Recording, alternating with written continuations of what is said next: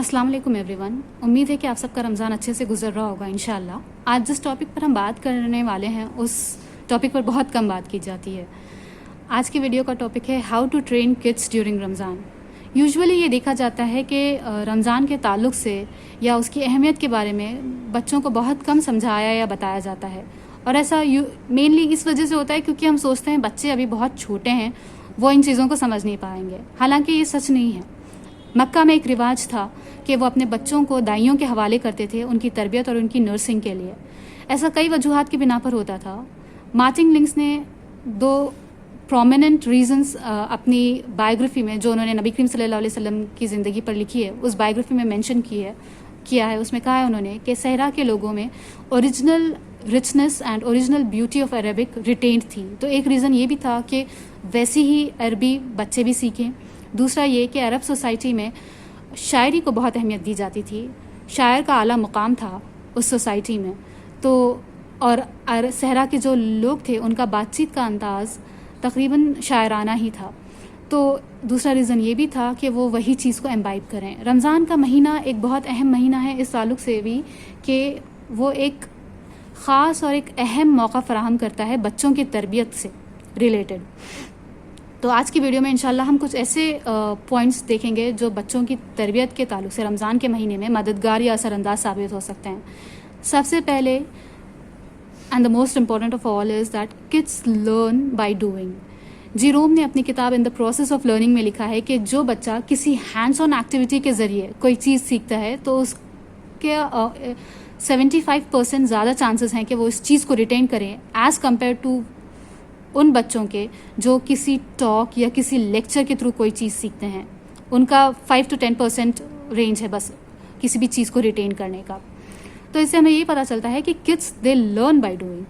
मिसाल के तौर पर आप ये इसको आप कैसे अपने इसमें इम्प्लीमेंट कर सकते हैं, अपनी तरबियत में, बच्चों की तरबियत में कैसे इम्प्लीमेंट कर सकते हैं। वो इस तरीके से कि जैसे मान लें आप ज़कात कैलकुलेट कर रहे हैं तो may be you can get them involve in the calculation process, और आप डिसाइड कर रहे हैं कि किसको ज़कात देनी है, तो may be you can get them involve in the discussion of the decision making कि किसको देना है। रसूल अकरम सल्लल्लाहु अलैहि वसल्लम मक्का में जब काबा में इबादत के लिए जाते थे तो वो हज़रत फ़ातिमा को अपने साथ लेके जाते थे, और मदीना में हज़रत हसन और हज़रत हुसैन दोनों बहुत छोटे थे मगर फिर भी वो उनको अपने साथ लेके जाते थे।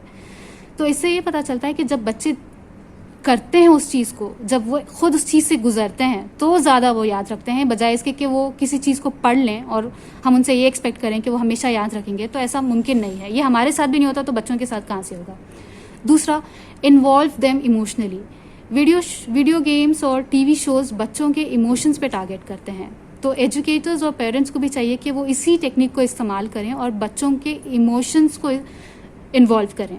मिसाल के तौर पर आप कोई भी रमज़ान सॉन्ग अपने से लिख लें या कोई स्किट बना लें, कोई ड्रामा करें, बच्चों से ही इनैक्ट करवाएं, हदीस ट्रेजर बॉक्स बनाएं या सदका जार बनाएं, कुछ भी ऐसा एक्टिविटी प्लान करें जिससे बच्चों के जज्बात उसमें इन्वॉल्व हो। उससे क्या होगा कि जब उनके इमोशंस इन्वॉल्व होंगे तो वो एंड तक उस एक्टिविटी में अटेंटिव रहेंगे।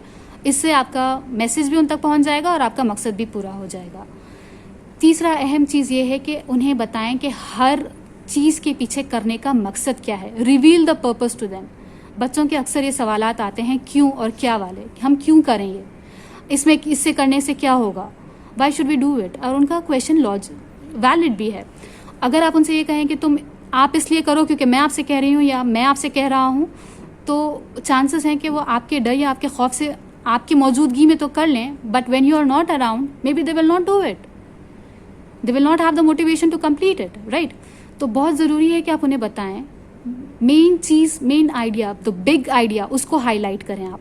What is the big idea, what is the main point, कि हम ये सब कुछ, आप ये सब कुछ हमारी खुशी के लिए ना करें बल्कि अल्लाह की खुशी के लिए करें, to please Allah, and why it's necessary, why we need to please अल्लाह, ये आप बताएं। दूसरे कैसे तरीके हैं अल्लाह ताला को खुश करने के, ये उन्हें बताएं। जैसे मिसाल के तौर पर आप उन्हें बता सकते हैं कि अगर आपने टाइम पे होमवर्क कंप्लीट किया तो अल्लाह ताला आपसे खुश हो जाएगा, या आप उन्हें ये बोल सकते हैं कि अगर आपने किचन में अपनी अम्मा की हेल्प की तो अल्लाह ताला आपसे खुश हो जाएगा। तो उन्हें रिमाइंड करवाते रहें कि, और अलग अलग तरीक़ों से करवाते रहें कि हमने ये सब कुछ जो है अल्लाह ताला के लिए करना है, हमने ماں باپ کی خوشی کے لیے بھی نہیں کرنا ہے، یا ہم نے اس لیے نہیں کرنا ہے کیونکہ ہم روزے رکھ لیں گے تو ہمیں جو ہے CD پلیئر مل جائے گا یا ہمیں ہمارا فیوریٹ ویڈیو گیم مل جائے گا. نہیں، یہ اس لیے نہیں کرنا ہے. یہ ساری چیزیں انہیں ہولڈ نہیں کر سکیں. These things will not hold them یا sustain their motivation for long. They will run out of their motivation soon. So you have to ان کے ذہن میں بالکل پیوست کر دیں اس بات کو، مطلب بالکل بٹھا دیں اس بات کو کہ یہ ہم سب کچھ جو ہے یہ اللہ تعالیٰ کے لیے کر رہے ہیں. ایسے بھی جو مین چیزیں ہیں، جیسے آپ یہ بھی بتا سکتے ہیں کہ قرآن ہماری کتاب ہے، اللہ تعالیٰ ہمیں ہمیشہ دیکھ رہے ہیں اور ہم اسی طریقے سے زندگی گزارتے ہیں جس طریقے سے اللہ تعالیٰ نے ہمیں بتایا ہے. چوتھا پوائنٹ یہ ہے کہ لیٹ دیم لیڈ. اور اس کا children they are more serious about their responsibility than adults. اس کا بہترین اگزامپل ہمیں سیرت سے بھی ملتا ہے. حضرت اسامہ ابن زید کی عمر صرف 17 سال کی تھی جب رسول اکرم صلی اللہ علیہ وسلم نے انہیں ایک جنگ کا چیف بنایا تھا. ایون دو وہاں پر دوسرے بہت بڑے بڑے صحابی موجود تھے، مگر پھر بھی اللہ کے رسول نے حضرت اسامہ کو چوز کیا. آج کے 17 ایئر اولڈس کی میں بات کروں تو وی کی not even launch them for ساک فائنڈنگ اور شو فائنڈنگ مشن. وہ اپنا موزہ یا اپنا جوتا بھی خود سے نہیں ڈھونڈ سکتے. آج کے 17 ایئرس اولڈس کا یہ حال ہے. تو آپ انہیں ان کے اندر ذمہ داری کا احساس بچپن سے ہی پیدا کریں. بہت زیادہ پیمپرڈ ہو جاتے ہیں پھر اس کے بعد ہم یہ سوچتے ہیں کہ یہ ہماری بات کیوں نہیں سن رہے یا کسی ذمہ داری کو یہ کیوں ٹھیک سے نہیں سنبھال پا رہے ہیں. وہ اس لیے ہو رہا ہے کیونکہ in the starting we made a mistake. Starting میں ہم نے ان پر ویسے دھیان نہیں دی، ان پر اس طریقے سے محنت نہیں کری جس طریقے سے کرنا چاہیے تھا. تو آپ یہاں پہ یہ کر سکتے ہیں کہ جیسے آپ کسی ایک بڑے بھائی سے یا بہن سے، جو بھی آپ کا گھر کا بڑا بچہ ہے، اس سے آپ یہ کہہ دیں کہ تمہاری ذمہ داری ہے کہ تم باقی سارے بہن بھائیوں کو سحری کے ٹائم میں اٹھاؤ گے. یا آپ کسی دوسرے کو یہ ذمہ داری دے دیں کہ تم دوسرے بہن بھائیوں کو جو ہے افطار کا ٹائم کا اپڈیٹ کرو گے. یا سب کو ٹوگیدر ایک ریسرچ پروجیکٹ دے دیں. رمضان سے پہلے ایک ریسرچ پروجیکٹ دے دیں کہ آپ نے یہ پتہ کرنا ہے آپ لوگوں نے کہ کس چیز سے روزہ ٹوٹ جاتا ہے اور کس چیز سے نہیں ٹوٹتا. تو اس سے کیا ہوگا کہ ان کے اندر بھی ایک احساس ذمہ داری آئے گی، احساس ذمہ داری پیدا ہوگی، اور یہ بہت اچھی بات ہے. ہم لوگ لیک یہی کر جاتے ہیں کہ اسٹارٹنگ میں ہم بچوں پہ اتنی توجہ نہیں دیتے. Islamic up bringing is a thing parents, ہم اسلامک اپ برنگنگ کی طرف توجہ نہیں دیتے، اور ایک وقت آنے کے بعد ہم یہ سوچتے ہیں کہ بچہ کیوں نہیں سن رہا ہے ہماری بات، یا یہ روزہ کیوں نہیں رکھ رہا ہے. اس کو نہیں پتا اس کو روزے کا مقصد نہیں پتا، اس کو روزے کی اہمیت نہیں پتا، کیونکہ بچپن سے اس نے کبھی سنا ہی نہیں دیکھا. اور جب اس پر فرض ہو گیا روزہ رکھنا تو ہم اس کے پیچھے پڑے ہیں کہ تم روزہ رکھو. یہ بھی ٹھیک نہیں ہے. آپ کی ذمہ داری تھی کہ آپ اس کو شروع سے بتاتے کہ روزے کی کیا اہمیت ہے، رمضان کس چیز کا مہینہ ہے. اور 5واں ہے کہ گیٹ ایکسائٹیڈ، یعنی ایز اے پیرنٹس آپ ایکسائٹیڈلی، آپ انتھوزیاسٹکلی ان کی ایکٹیویٹیز میں انوالو ہوں. وہ ان کو دکھنا چاہیے when you go to them go with lots of energy and passion. ان کو دکھنا چاہیے کہ ہاں ہمارے پیرنٹس بھی بہت زیادہ انوالوڈ ہیں اس میں، ہمارے پیرنٹس بھی بہت خوش ہیں یہ چیز ہمارے ساتھ کرتے ہوئے. Whatever activities you want them to love, you love yourself first. ٹھیک ہے، آپ پہلے ان ایکٹیویٹیز میں انوالوڈ ہوں، پھر آپ کے کڈس بھی انوالوڈ ہوں گے. اینڈ لاسٹلی یہ ہے کہ کمبائن لو وتھ لرننگ. ایک بار ایک شخص رسول اکرم صلی اللہ علیہ وسلم حضرت حسن کو بوسہ دیتے ہیں. ایک شخص ان کے قریب ہی بیٹھا ہوتا ہے اور وہ کہتا ہے کہ میرے 10 بچے ہیں مگر میں نے کسی کو آج تک کبھی بوسہ نہیں دیا. تو اللہ کے رسول کہتے ہیں کہ جو دوسروں پر رحم نہیں کرتا اللہ تعالیٰ بھی اس پر رحم نہیں کرتا. One who does not show mercy to others is not shown mercy. تو اس سے ہمیں یہ بھی پتہ چلتا ہے کہ ہمارے معاشرے میں ایک اسٹیریوٹائپ بنا ہوا ہے کہ فادرس کی امیج بہت اسٹرکٹ ہونی چاہیے، بہت، اور ان کا رول جو ہے it is only associated with physical protection. Of course physical protection is involved in a father's role, but not just that. صرف physical protection ہی نہیں ہے. حضرت یوسف کا اگر ہم قرآن میں قصہ پڑھتے ہیں تو حضرت یوسف he was so comfortable going to his father and narrating his dream to him, right. انہوں نے اپنا سارا ڈریم ان کو بتایا.